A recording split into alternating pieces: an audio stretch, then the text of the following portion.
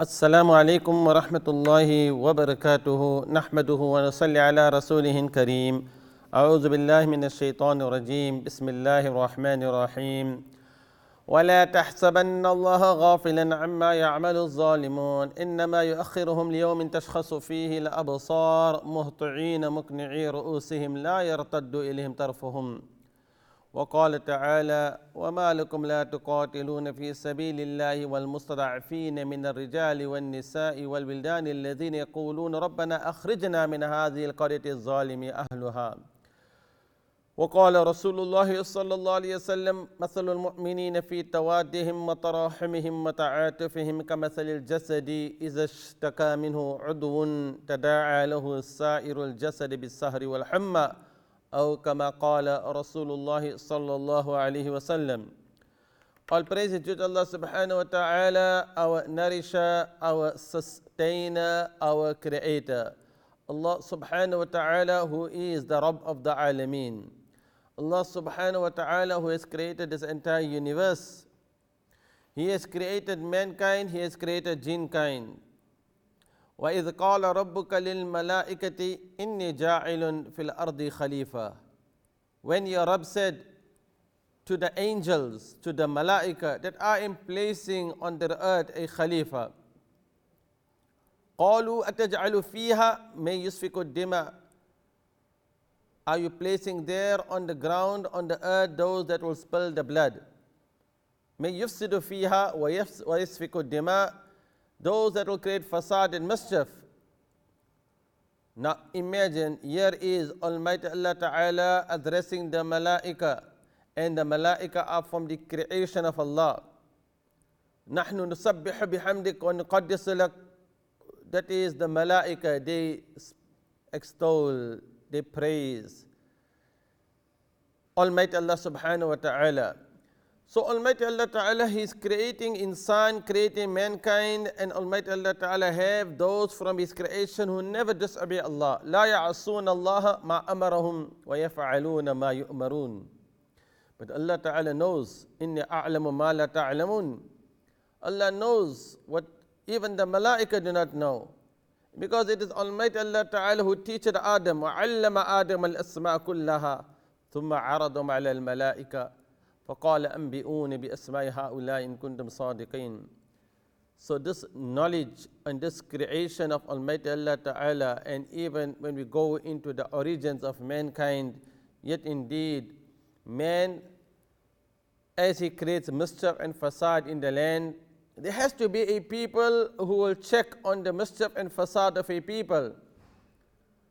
Because if there were no others to check on those from amongst men who is creating mischief in the land, who is creating bloodshed in the land. Hence our Quran is a book which gives us guidelines. And the Quran is for all times. Because man by nature, when he hankers and chases after the dunya, when he has made this world his permanent abode, when he creates mischief in the land, today we see just like how Kashmir is bleeding, just like how a people living under occupation, just like how when a people living in the most heavy militarized zone on the earth, we could say, can you find any other place? If you have over 700,000 of the army, Indian army in that land in Jammu and Kashmir, in that place which is occupied, and a people living there under occupation, and for these past days, when there is a complete, landlock where a people are being blockaded when they do not have communication with their families in other parts of the world, it is a great sad reality that the Ummah today has to wake up from the deep slumber. Because Almighty Allah Ta'ala is reminding us in the Quran, وَلَوْلَا دَفْعُ اللَّهِ النَّاسِ لَهُدِّمَتْ صَوَامِعُ وَبِيعُ وَمَسَاجِدُ يُذْكَرُ فِيهَا اسْمُ اللَّهِ كَثِيرًا وَلَيَنْصُرَنَّ اللَّهُ مَنْ يَنْصُرُهُ إِنَّ اللَّهَ لَقَوِيٌّ عَزِيزٌ. Had there not been a people who will check on other people, even you would have found the places of worship, even the synagogues, and the masajid and those places where the name of Allah has been remembered, that also would have been destroyed. Here we are at a time, Thursday, 15th of August, corresponding to the 13th day of Zulhijjah. And when you know that the Hujjaj are making their way and many returning or making preparation to return to their countries, many also will be making their way to Medina al-Munawwara. And from the Hujjaj that were standing on the plains of Arafat, what lessons do we take for those who were unable and did not set out on this journey of Hajj? Because the Hujjaj, they have to be at certain places, certain times, and indeed also tracing the footsteps of Ibrahim alayhi salam.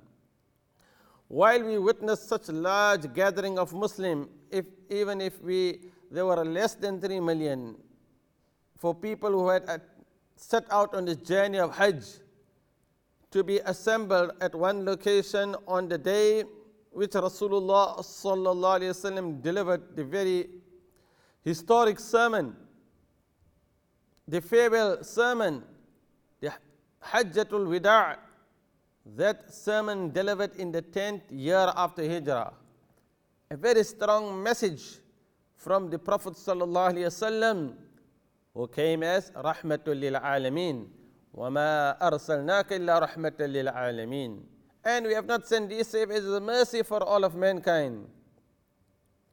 He sallallahu alayhi wasallam has to leave Mecca. Why has he to leave Mecca? Because he was driven out. If the people did not expel him, he would have not left Mecca. So permission was granted to do the hijrah and to do the migration. And hence, understand, we can contextualize, we can look at the situation today and compare the challenges that the Ummah is facing right now as we speak to you, especially in the crisis there in Kashmir. Until after the break, please keep watching. Assalamu alaikum wa rahmatullahi wa barakatuhu.